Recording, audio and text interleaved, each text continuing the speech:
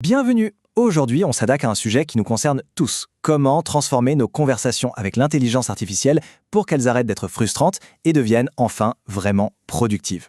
On a tous vécu de ça, n'est-ce pas? On pose une question à une IA plein d'espoir et on se retrouve avec une réponse super générique, un peu vague ou même complètement à côté de la plaque.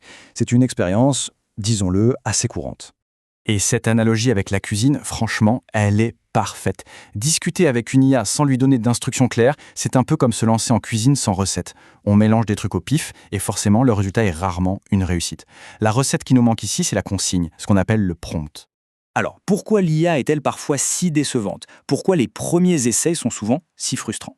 En fait, la réponse est toute simple. La qualité de ce que l'IA nous donne est directement liée à la qualité de ce qu'on lui demande. C'est aussi bête que ça. D'accord, mais alors, comment on fait pour améliorer ça? La clé, le vrai déclic, c'est un changement de mentalité. Il faut commencer à voir l'IA un peu comme un nouvel assistant. Un stagiaire, si on veut. On a souvent cette image un peu faussée de l'IA. On s'attend à une sorte de boule de cristal magique qui va deviner nos pensées. Mais non, la bonne approche, c'est de la considérer comme ce stagiaire. Pensez-y, un stagiaire peut être super brillant, mais il débarque sans rien connaître de l'entreprise, du contexte, des objectifs. Il lui faut un brief, un vrai brief bien clair pour être efficace. Eh bien pour l'IA, c'est pareil, exactement pareil. Et justement, pour briefer ce fameux stagiaire IA, il y a un outil, un cadre de travail tout simple mais hyper puissant, c'est la méthode COFFEE. COFFEE, c'est un acronyme, et chaque lettre vient clarifier les choses. On a C pour le contexte, pour qui est-ce que l'IA travaille. Ensuite, O pour l'objectif, c'est quoi la mission exacte. Puis F pour le format, on veut que la réponse ressemble à quoi, concrètement. Et enfin E pour exemple, on lui donne un modèle à suivre, un style à imiter. Avec ça, l'IA n'est plus en train de deviner, elle exécute une tâche claire. Bon, assez de théorie, voyons ce que ça donne en pratique. Parce que la différence entre une mauvaise et une bonne consigne, elle est juste spectaculaire, vous allez voir. Regardez ça, la différence est folle, non?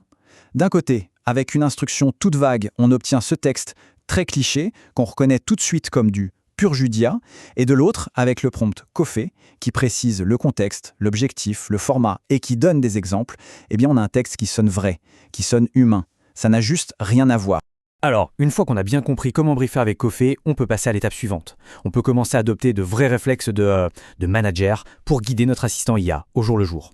Et pour ça, il y a 3 règles d'or. Elles sont super simples à mettre en place et elles vont tout changer dans votre collaboration.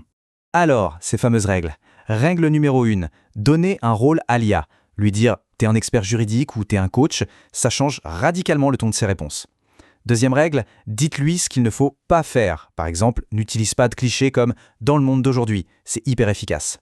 Et enfin, troisième règle, demandez-lui de poser des questions si elle manque d'infos. Ça, c'est une super bonne pratique pour des résultats au top. Maintenant, on arrive à l'étape ultime. L'objectif final, c'est que notre stagiaire n'ait plus besoin qu'on lui répète les mêmes choses à chaque fois. C'est le moment de le transformer en quelque sorte en un membre permanent de l'équipe. Et c'est là qu'intervient le concept d'assistant ou de GPT personnalisé. C'est simple. Imaginez un collègue qui a été formé une bonne fois pour toutes. Il connaît le ton de l'entreprise, les process, les contraintes. On n'a plus besoin de tout lui réexpliquer à chaque nouvelle mission. C'est un gain de temps et de cohérence qui est juste phénoménal. Donc, pour résumer, l'idée centrale, elle est là. Il faut qu'on arrête d'improviser avec l'IA, il faut commencer à structurer nos demandes. Bref, il faut lui parler comme on parlerait à un collaborateur humain. Ah, et un dernier point, mais il est crucial, surtout dans un cadre pro, la sécurité. Retenez bien cette phrase, c'est une règle d'or toute simple. Si je ne l'enverrai pas par email, je ne le mets pas dans l'IA. C'est du bon sens. On ne met jamais d'infos confidentielles ou sensibles dans un prompt, de la même manière qu'on ferait attention avec un email envoyé à l'extérieur.